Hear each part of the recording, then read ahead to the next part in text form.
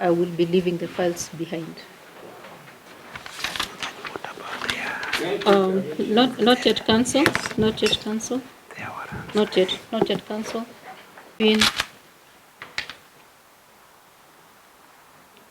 the deceased death and the actions of omission or commission by the accused.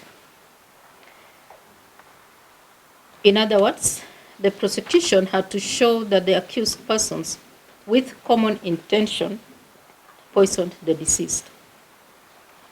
I have looked at the provisions of Section 21 and Section 20 of the Penal Code with respect to common intention. I have also looked at several authorities on the application of that section of the law. A reading of Section 21 of the Penal Code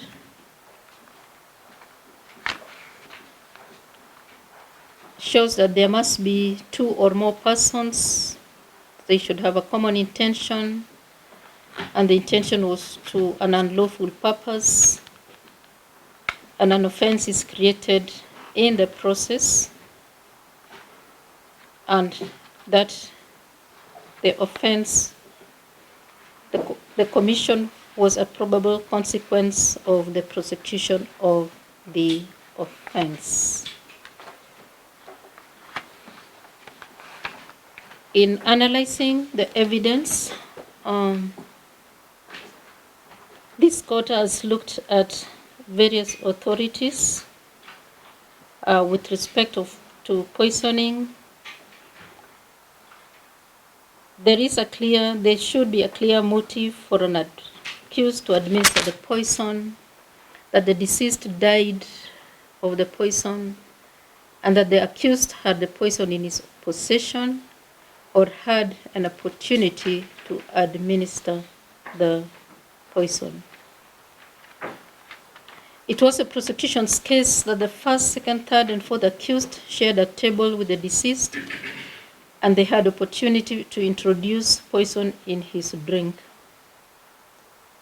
The prosecution also stated that the fifth accused, who was a waitress at Porkies bar and who served the deceased with his drinks, had the opportunity to introduce the poison in his drink.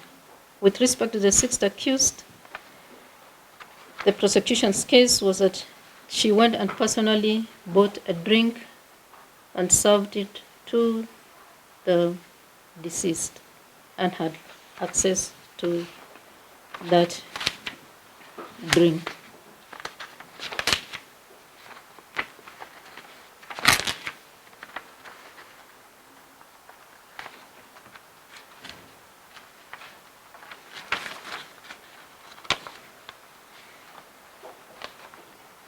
PW 30, who was the investigation officer,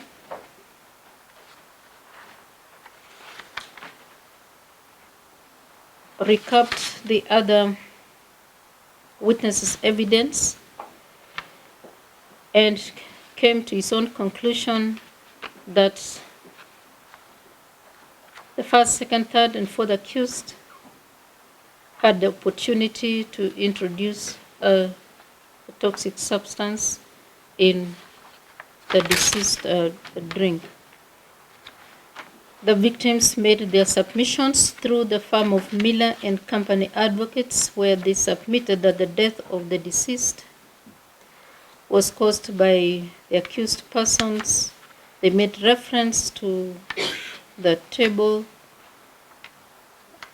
with respect to the fifth accused, that she was the one who served,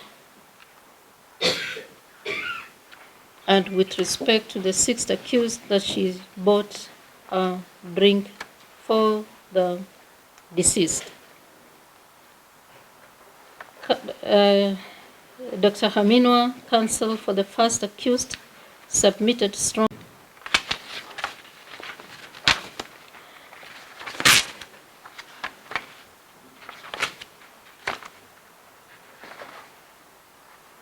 Counsel for the fifth and sixth accused further submitted that no murder weapon or traces of fingerprints, DNA had been retrieved from the site, from the scene, or the accused houses to connect them to the poison. He cited a number of authorities that I have looked at.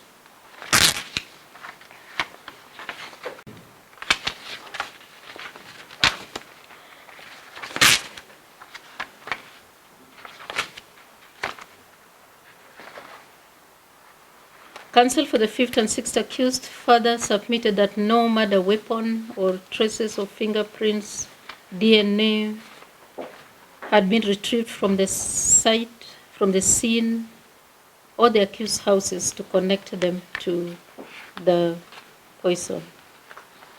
He cited a number of authorities that I have looked at.